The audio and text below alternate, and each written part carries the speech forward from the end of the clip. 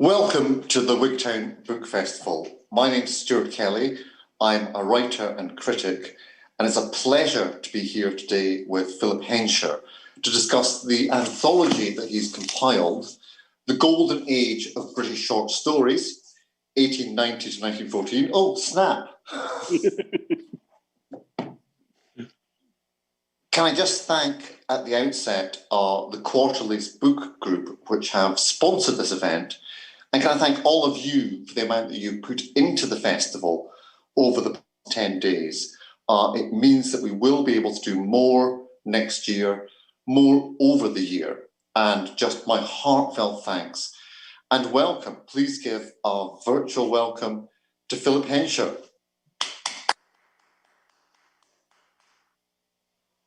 Thank you. Philip, I want to begin with the introduction, rather than the stories you have selected. You write very persuasively and eloquently about why the short story had such a golden age during 1890 and 1914. And it seems almost a very Marxist interpretation that, there was the audience, there was the capital that was behind it, there was a sense that the three-decker novel was now on the way out. Just tell me a bit about why you think this period has such a sort of efflorescence of the short story.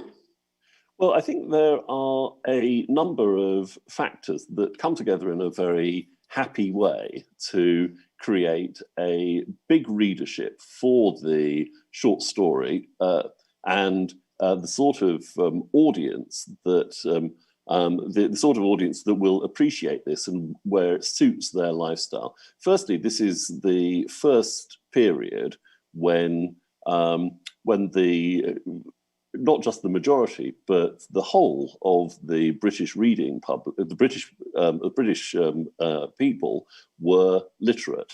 In 1914, research has shown 99% of Britons could read and write, and this is unique in Europe. I think at the same time in Italy, about 60% of people could write. This was a product of the universal education laws that started a little earlier, and by 1890 there was a large audience that wanted things to read. There was more money about than ever before, and quite ordinary middle class or working class people had a little bit more money to spend. At the same time, printing technology was advancing and becoming cheaper and cheaper and cheaper. So at the beginning of the 19th century, a penny could buy you a page, a chapbook, a page of a chapbook, something really just a single sheet to give away. By the end of the century, there were publishers who were selling entire classic novels for a penny. This sort of created this, and in retrospect, this period is a sort of vacuum. Much later, after the First World War, really, other forms of mass entertainment would arise, like the cinema and radio, that would start to compete for readers' attention. But at this point, between 1890 and 1914, if you wanted an enormous public with some spare money to throw at you, then one of the best ways to do it was to write a short story and sell it to a magazine that published fiction. There's a huge number of magazines that are arising in this period of very different sorts. I think that scholars have determined that in between 1890 and 1910, there was something like, 23 magazines in London alone that were exclusively publishing fiction. This started really with the foundation of the Strand magazine in 1891, and the Strand magazine is really the thing that changes everything. They decided to publish it once a month, They charged sixpence for it. It's beautiful quality. The quality of the paper, the printing, the illustrations. Even now, if you pick up a copy of the Strand magazine in a bound library, it's an absolute pleasure to read it. You know, it hasn't faded. The pages are still strong. The print is beautiful. The illustrations are absolutely gripping. Before long, they had found their big selling point, which was a gentleman called Sherlock Holmes. And soon they were selling 500,000 copies of the Strand magazine every month at sixpence a copy. This had all sorts of effects for the people who wrote for the Strand. It meant that you could make a lot of money writing a short story for them. They were very soon paying Conan Doyle £100 per 1,000 words for a short story, and £100 for 1,000 words for a short story. I think there are quite a lot of authors even now who would be pretty happy to get that in cash terms. In 1890s terms, you know, if you're paying somebody £5,000, if you're paying somebody £500 for a 5,000 word short story, £600 for 6,000 word short story, which was their standard length, that's getting on for twice the annual salary of a family doctor. So, you know, not all the contributors to the Strand got that, but quite a lot of people were getting somewhere between £300 and £500 for a short story. That is really going to encourage people to invest a lot of their literary energy in writing short stories. When people wrote a short story for the Strand, they weren't kind of tossing it off in the interstices between writing novels. Sorry, am I talking? No. Okay. There is a very important reaction to this as well. I mean, the Strand is wonderful, but it's only one way of thinking about what literature could be, and in some ways, it is quite a rigid approach. The short stories had to be 6,000 words. They occasionally said to beginning writers, we want you to put in a paragraph praising another author. So you'll find these strange kind of detective stories by now unheard of writers saying how important it was that the detective had learned from Sherlock Holmes and had read his, you know, and it's quite ridiculous. So it's, you know, there are wonderful things in the Strand, but it's not the only way of thinking of it. And quite soon after the foundation of the Strand, magazines started arising, which would as magazines, things, the Yellow Book, exquisite production, very expensively produced, tissue paper in front of every engraving, beautiful, heavy, handmade paper, 5 shillings an issue.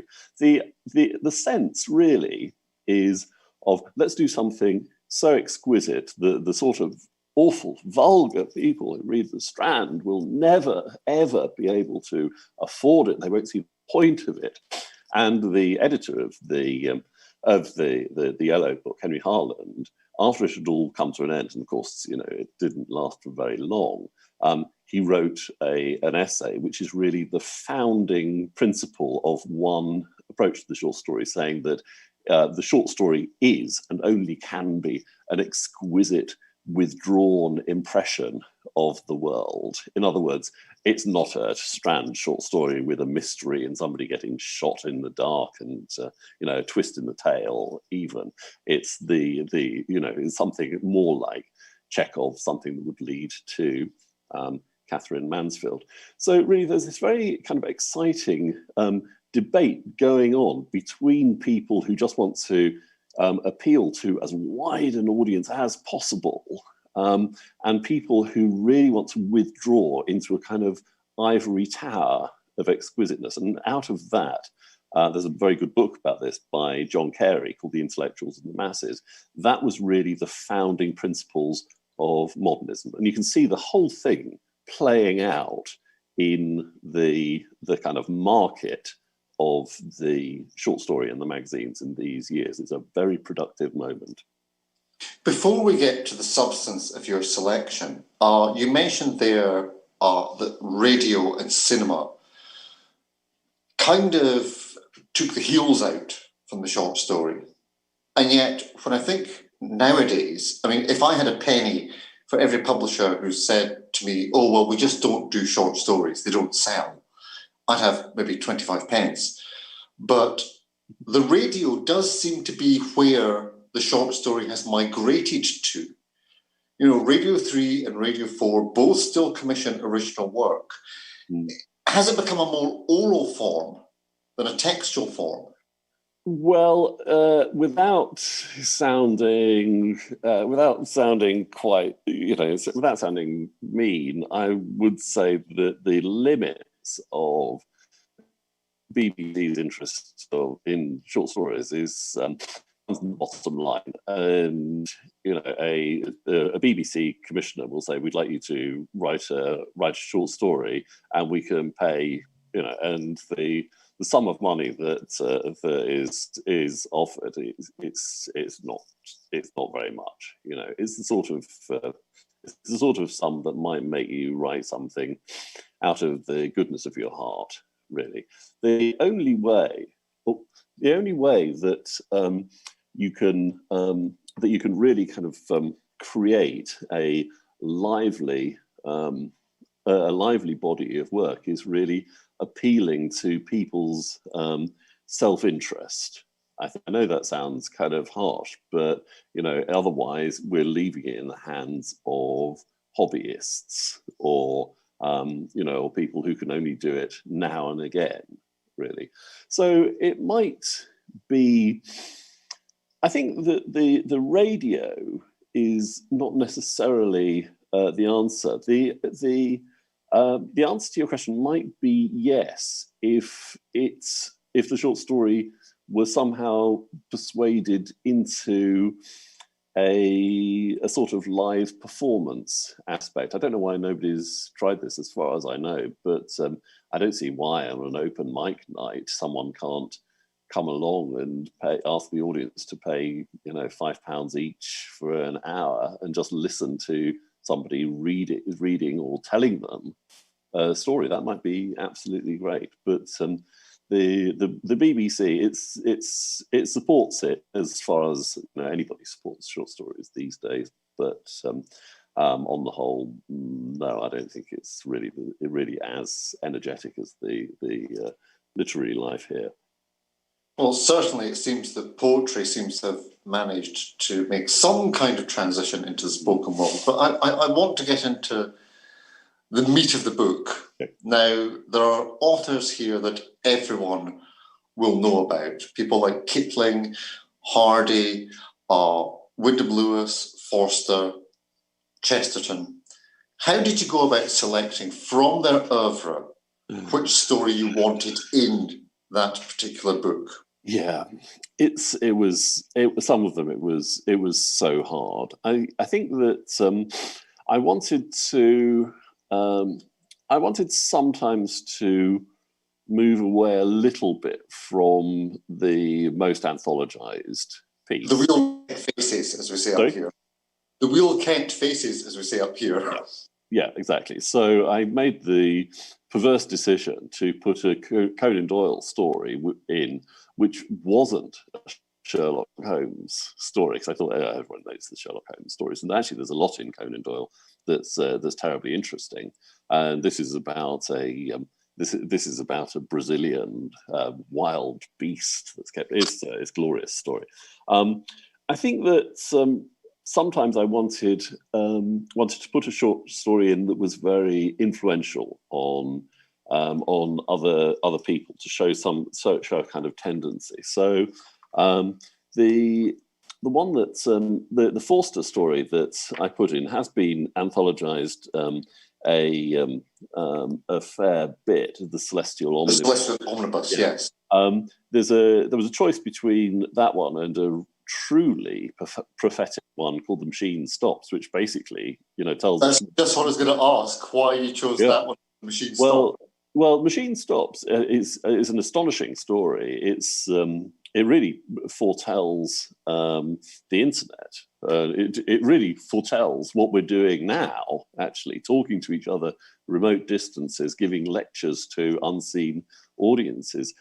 The reason I put the Celestial Omnibus in is that so many people imitated it afterwards. It's about the marriage of high culture made flesh, of gods, of a sort of magical fantasy, and you can find so many short stories in the 20 years after it was published about kind of everyday life, kind of going into the magical. That I thought that was probably a more important story for Forster's contemporaries than the Machines. I think they really would have got the Machine Stops in as strongly as we do. So there's a sort of skewed aspect to it. Yeah. Sorry? Certainly something like Wells. Again, you have so much to choose from there. Yeah. The Argonauts of the Air is a strange choice. I mean, I always get torn with Wells between whether you're going for the technological romance or whether you're going for that really beautiful sort of slightly quaint pastoral side of Wells. Yeah. So why did you come down on that story? I think the thing that appealed to me very much about the Argonauts of the Air was the absolute specificity down to a point of, explaining engineering to readers about a technology that just doesn't exist. How are we going to manage the heavier than air flight? 10 or 15 years before the Wright brothers, and of course it's exactly wrong. But reading the short story, you could almost build these machines. I don't know. I'll take advice on that one. So I think that one of the things that I did like very much about the short story in this period was that it did see part of its job as informing readers, and that sort of thing seemed to me to survive much better than some of the social attitudes, So I know Wells is actually terribly difficult to choose from. In the previous anthology that I put into, the 2-volume Penguin, I put in an even stranger one about a magic shop that seems to be run by the devil. I think that in that case, I wanted something that was going to chime with other demonic stories in the anthology. With this one, I wanted it to chime with a sense of technology and improvement. But I mean, these are this is my choice. I really hope that there are going to be many other anthologies of the period in which people make completely different choices. Well, one would hope so, but I think this one is such a kind of warm bath of a book that one can actually just, sit back and relax and know that every single thing there is of a particular quality. I've seen it reviewed and people saying it's the perfect book for Christmas, and I would wholeheartedly agree. But it's also a very intelligent and very subtle book, much like your own novels. And I want to turn to Henry James, who we don't think of as being a short story writer. And I think I've only just got to the age where I actually appreciate James the way I never could when I was 20. The Figure in the Carpet is an astonishing work. A lot of the work that we tend to go to first in James tends to be the shorter work. I mean, nobody's going to the Princess Casamasiva in a hurry, or the Golden Bowl.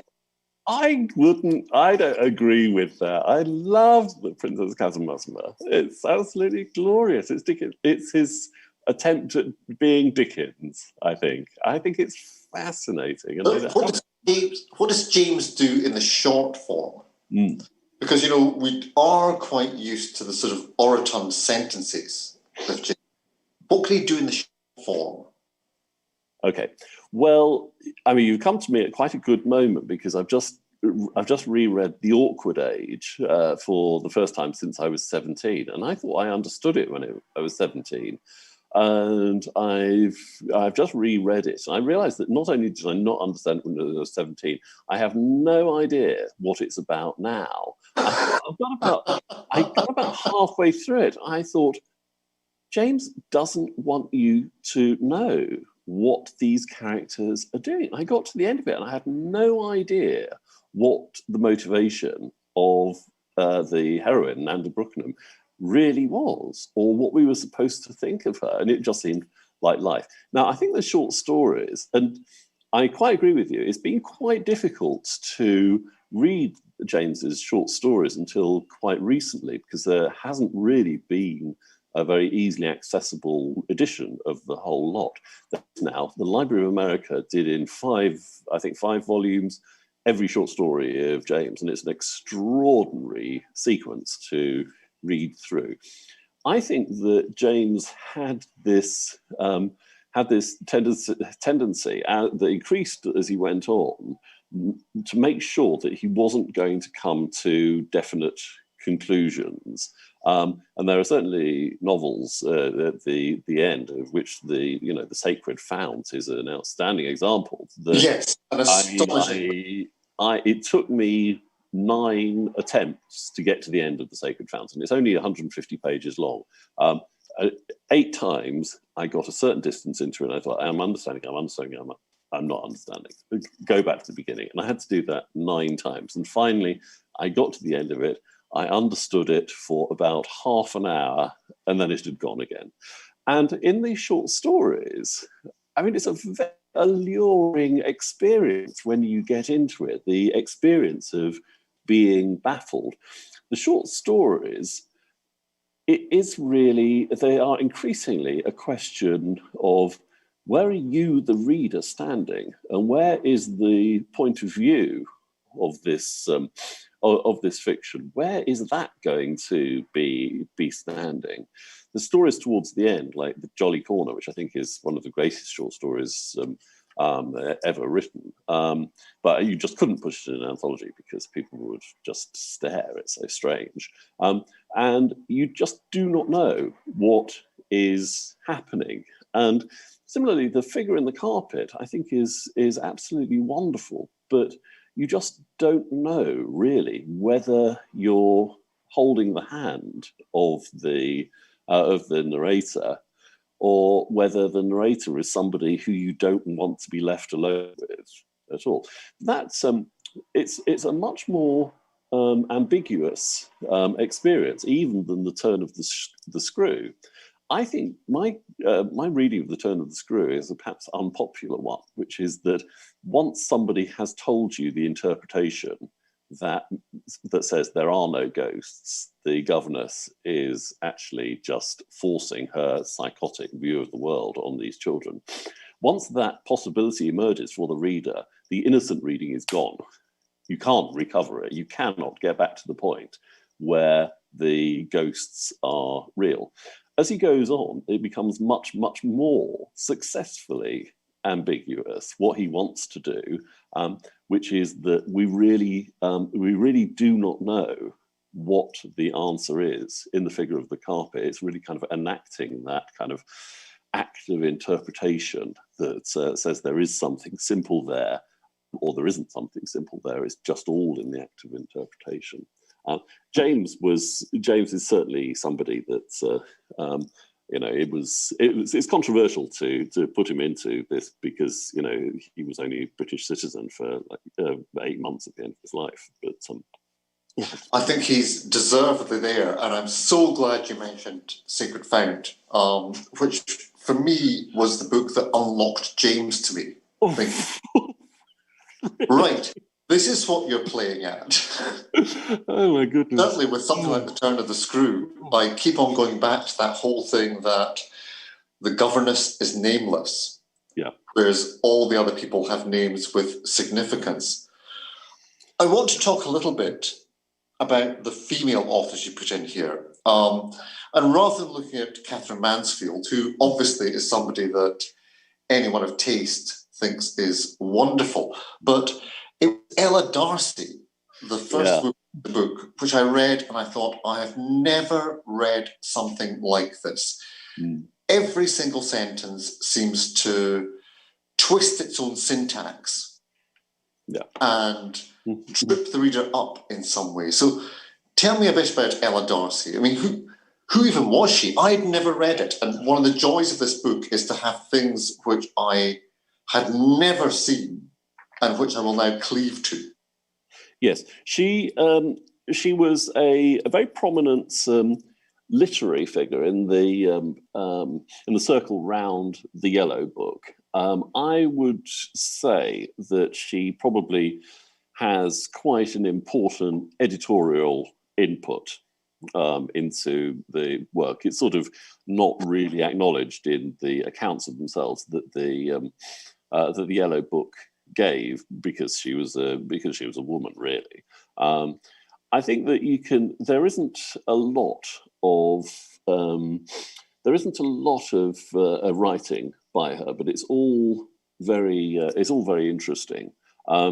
She made a big impact on her contemporaries. She surfaces in memoirs all the time, sometimes rather insultingly described. And then after the First World War, I think she settled in Paris, and she's last glimpsed as the translator of one of the very first Penguins, the André Maurois Ariel, the life of Shelley, and then she disappears. I think the place in literary history of a lot of women in particular, it sort of disappears when short story stops being such a kind of fluid, magazine-based contemporary style of thing. She was there. She was making her mark.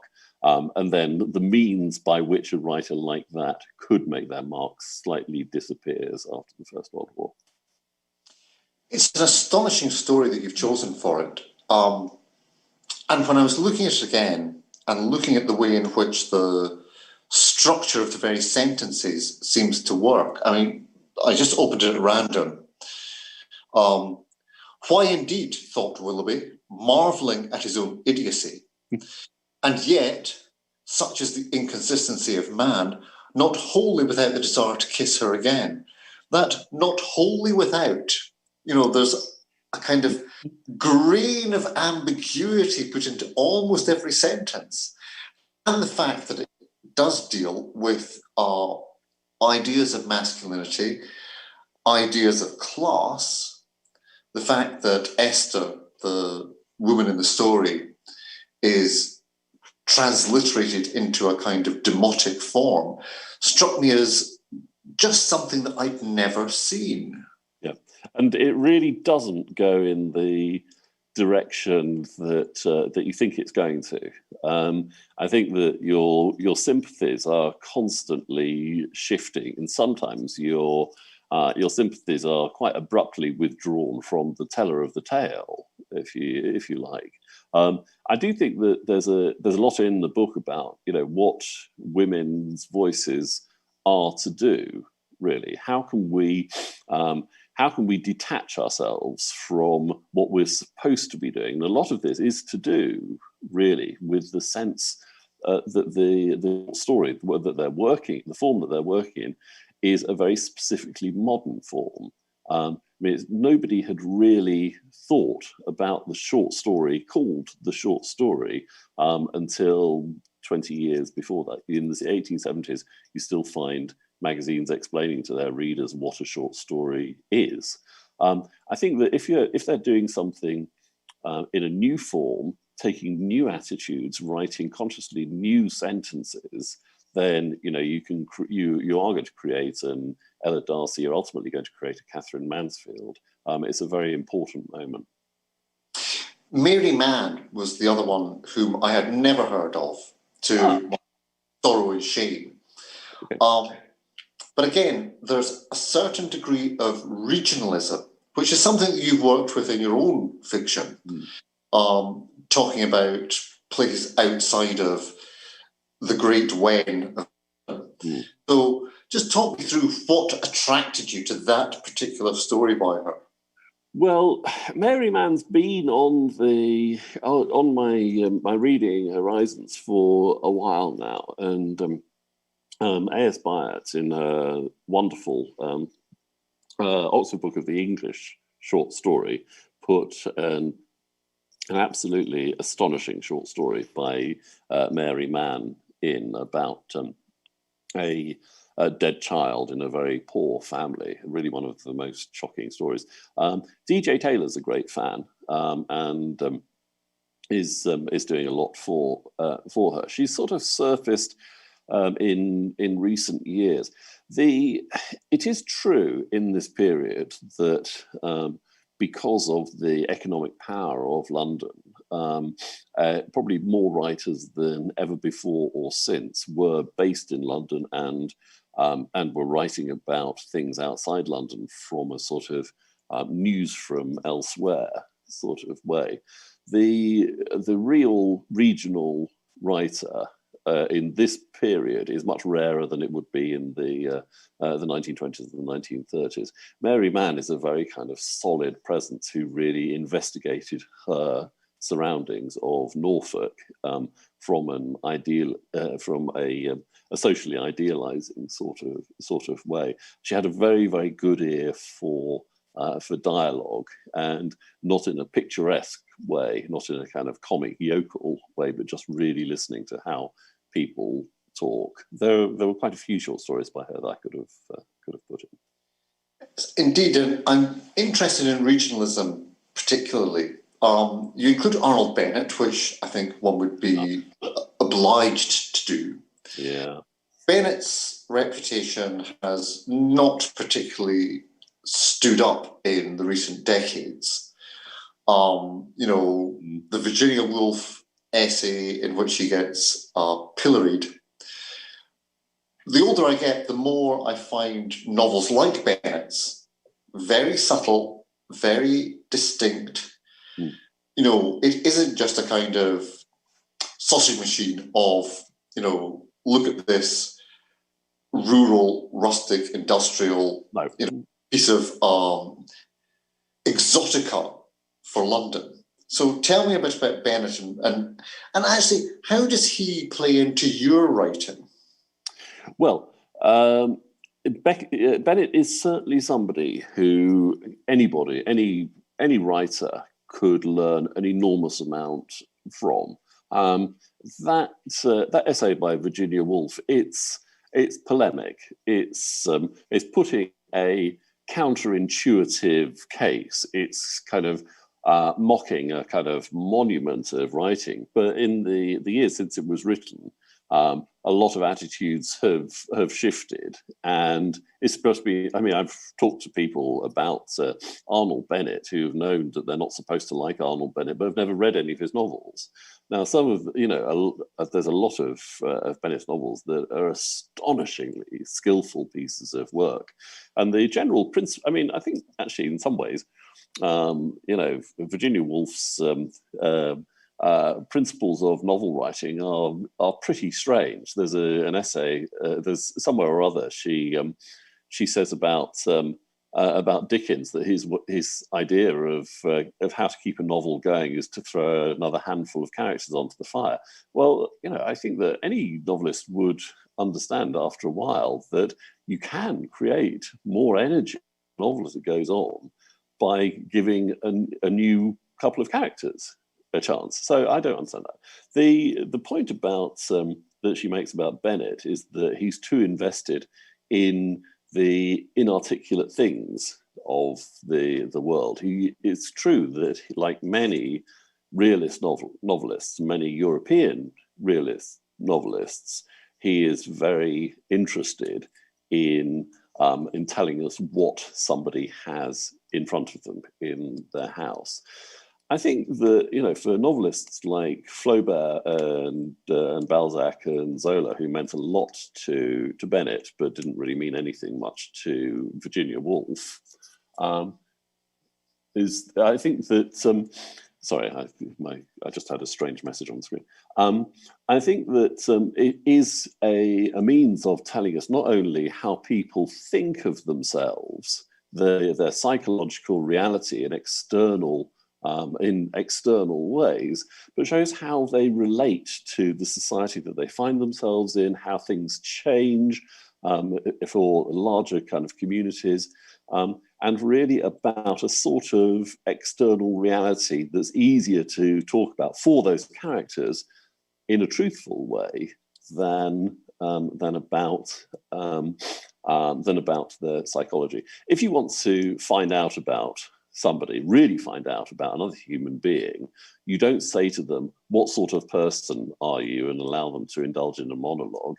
You break into their house when they're not there, and you have a good poke round at what they've got at home. So Bennett got it exactly right. He's also, very acutely aware of some quite kind of overlooked social settings. And the story that I put in the book, The Death of Simon Few, which I think is one of the greatest short stories in the world, is astonishing, is about a long night in a provincial northern town among aesthetes and intellectuals, and just the way in which people love art.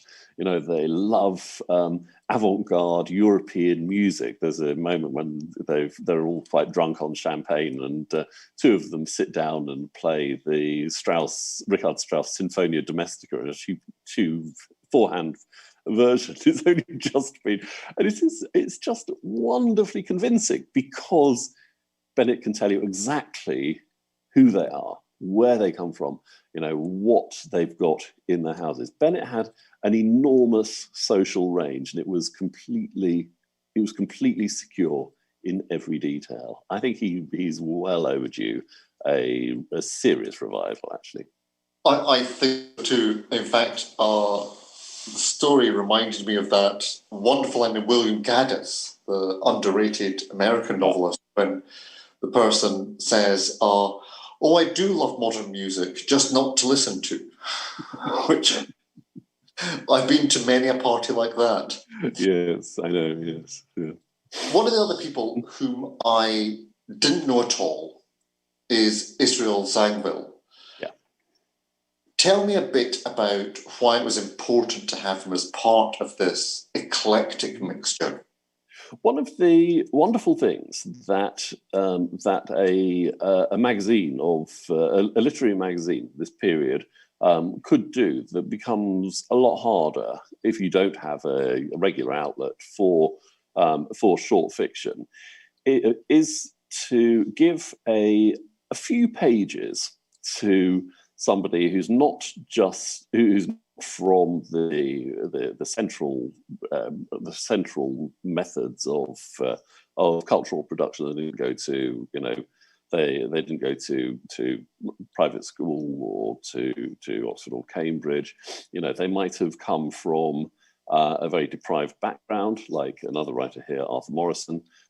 They might not be interested in writing in conventional ways, or they might come from a society completely outside of centralized white European culture. Israel Zangwill is a fantastic example of a writer who one editor at some point said, "Well, we could find 3 pages for him in this month's issue." He was a first generation Jewish immigrant from Russia, and he wrote some quite kind of light-hearted but very authentic stories about what it was like to live in an exclusively Jewish society in Whitechapel. He really knew that area. It's and they caught on. People liked that first short story.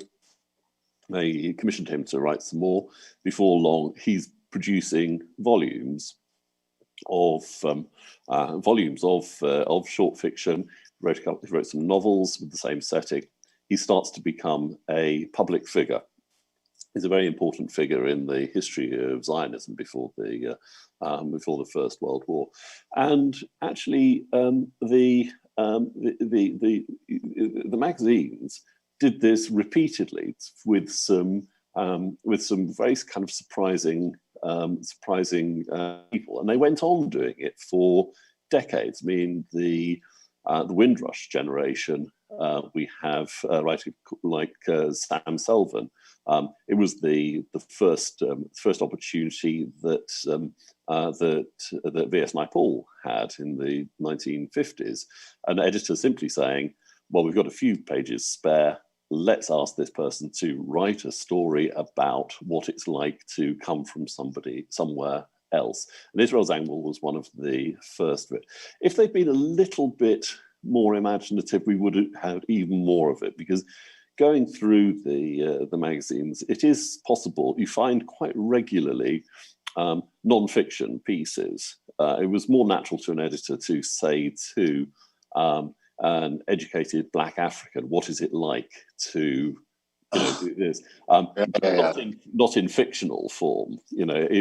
I was much hoping to find a Black writer of fiction from this period. I think that would have been truly startling to readers. But unfortunately, the only writing that I could find was in non-fictional memoir form. But who knows? Something might surface. Israel Zangwill is such a lovable writer as well. He's just very kind of sunny and charming, and he's got a real way of telling this story. It's wonderful. And it's a story which you've included, which is, I suppose one form of the short story is the joke. Yeah.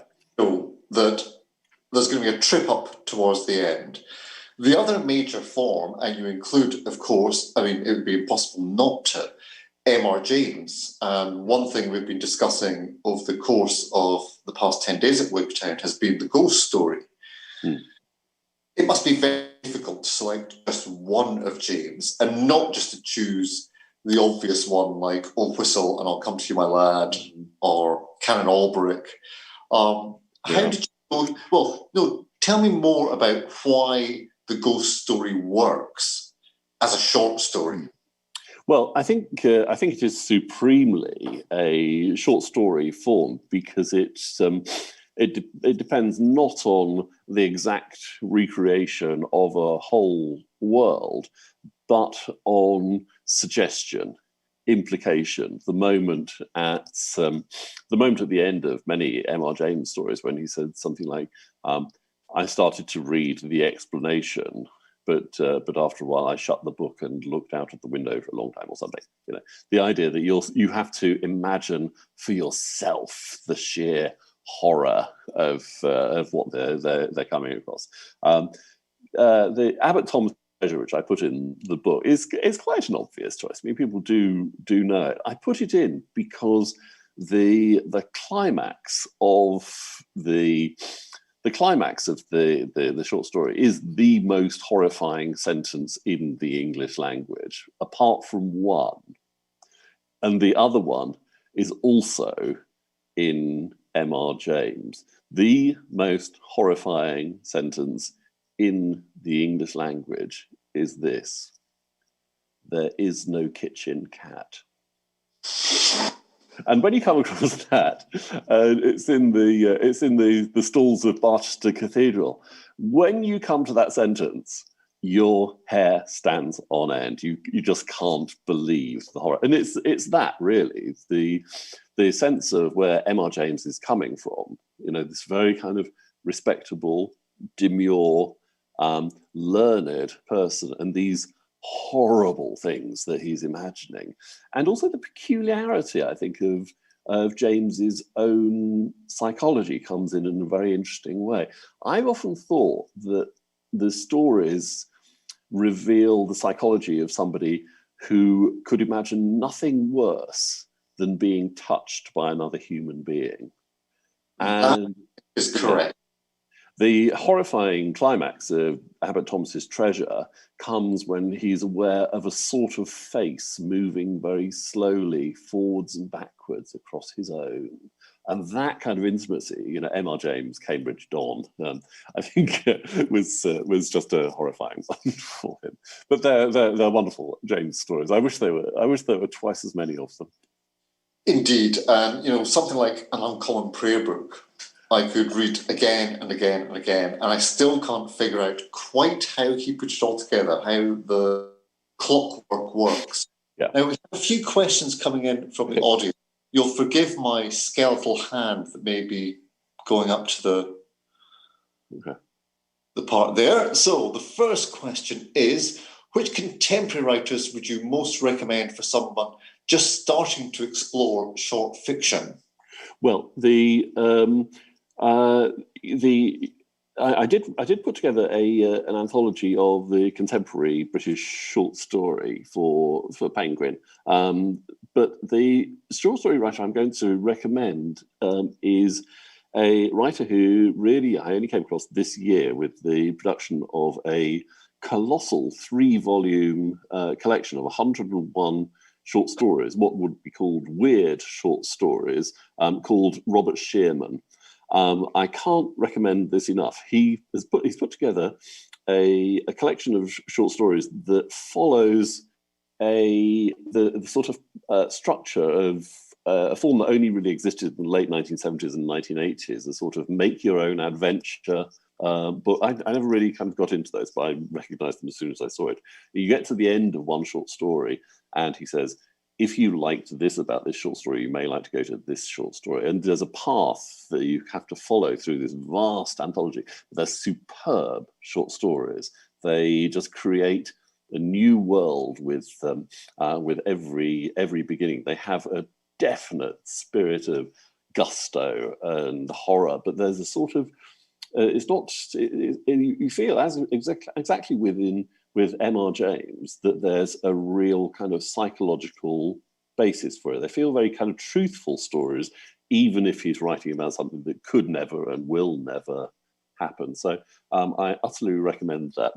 Robert Shearman. It's what's it called? We all hear stories in the dark. We all hear stories in the dark. Yeah, it's a nightmare to get hold of. I warn you, you have to write to the publisher, but I could not recommend it more. I suppose the one that always chimes with Robert Shearman's work in my head is M. John Harrison's recent selected stories, which, you know, one thinks of him as being a science fiction writer, and when you read them, you think, actually, this is science past. This is, you know, yes. There are so many writers. I suppose, I mean, I wonder if you could just ruminate slightly on the fact that a lot of the short story writers who have had a career in short story writing tend to be women, whether it's Alice Munro or A.L. Kennedy or Ali Smith.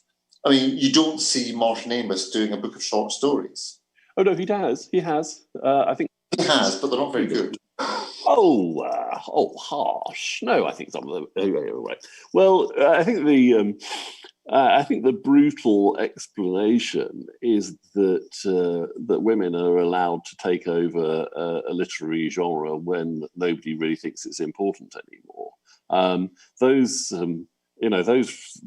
writers, they've had a long journey to create a real sense of authority.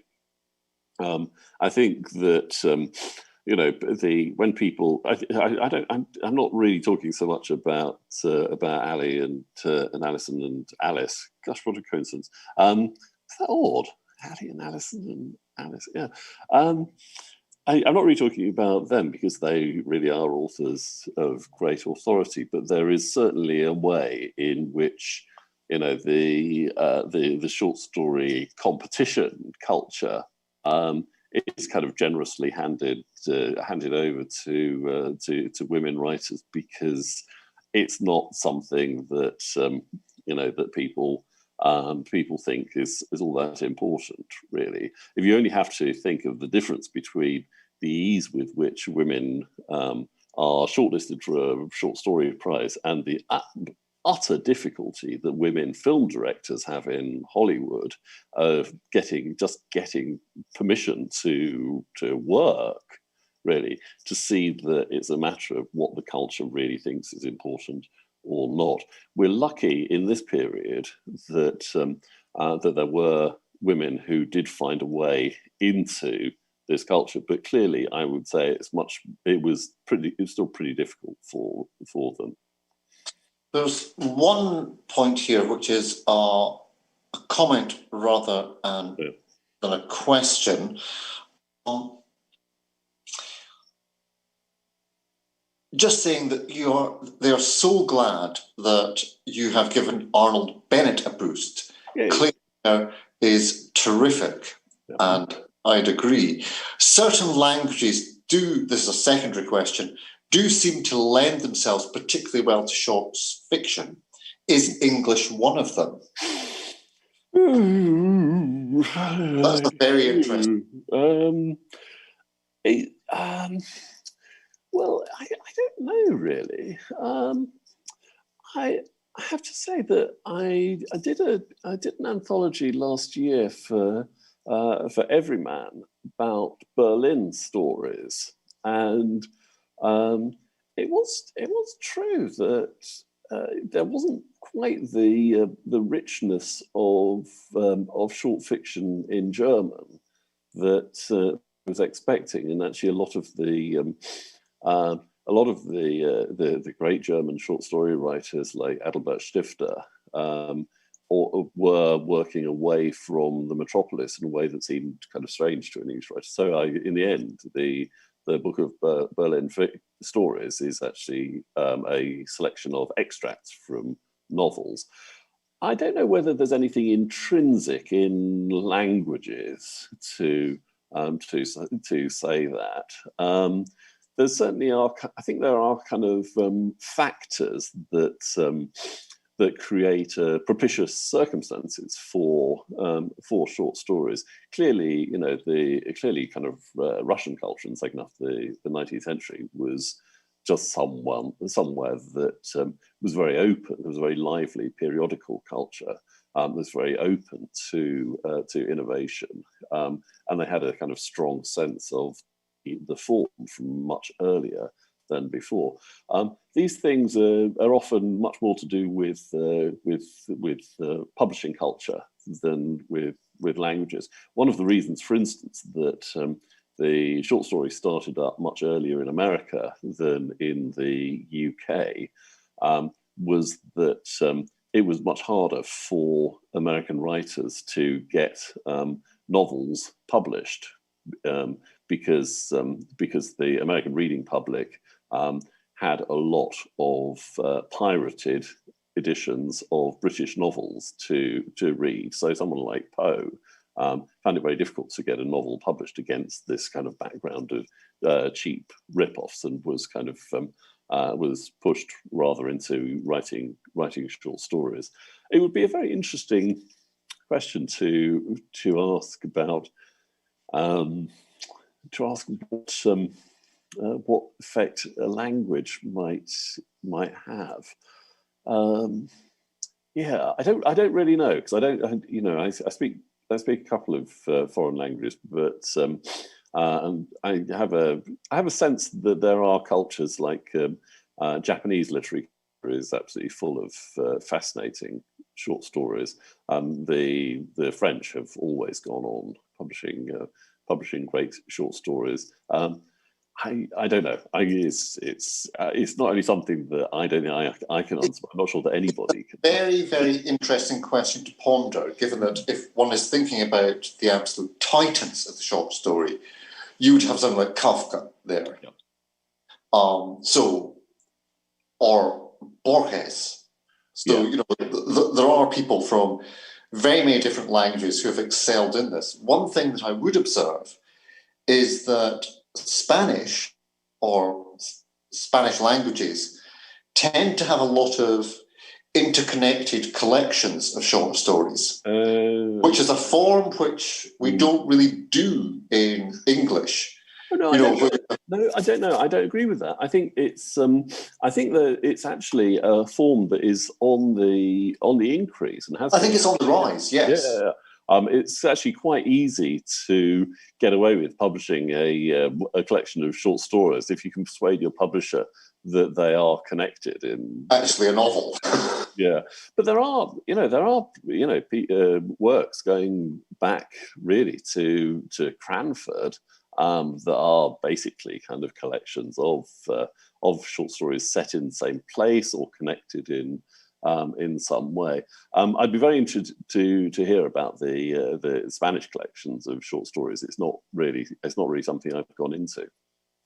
Alfau's Locos, the comedy of gestures, absolutely brilliant. Brilliant. One question before we have to tie things up. Would you consider doing an anthology of the American short story?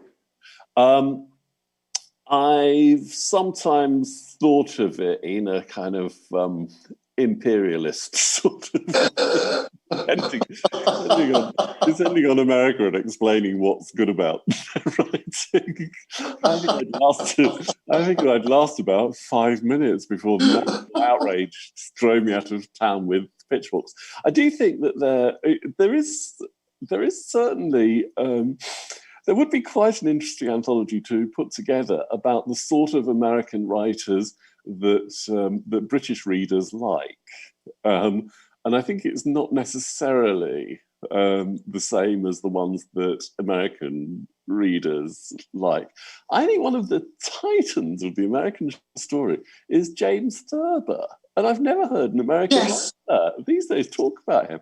I think he's absolutely wonderful. I think his non-fiction memoir, My Years with Ross, that's one of the greatest books ever written about publishing. It's just astonishing. And I don't know. I do like the American short story. I do think it's fine. There's some things that American readers really go for now, like Raymond Carver, that I just cannot abide, and I think they sort of neglect the sort of, I think from our point of view, they do have a bit of a tendency to neglect writers who are the sort of John Cheever, Three Martini. Was that really a joke, or was it just an outrageous comment? I love Cheever. I absolutely adore him. And a recent writer, I think, is in the same kind of category. There's a very, very good writer called Joy Williams. And you do sometimes read one of her short stories and you think, was that funny? And it's just so bleak. There's a short story that I'm constantly giving to my students who sometimes love it and sometimes outraged by it, about a mother whose son dies of a heroin overdose, and she finds herself at the funeral having to entertain all his friends, who, of course, are not only still drug addicts, but spend the course of the funeral getting absolutely off their faces and making less and less sense. And it's kind of bleak, but hilarious. And Joy Williams has never, people like her in America, but I don't really get her in the way that bad taste English readers do. So the answer is really no one is going to ask me to do that. And I think I wouldn't dare. I rather think you should, because personally, any anthology which prioritises Cheever over Carver will certainly get a good review from me. Thank you. So it's been an absolute joy to speak to you. It's a wonderful, wonderful anthology, and thank you. I will be buying many copies of it. I think it's the top of my Christmas list as a gift to give to people. This is the last time I'll be with you in Wigtown, even though I'm not with you in Wigtown. Thank you all for your company. Thank you all for your donations. And please give a large virtual clap to Philip Hensher.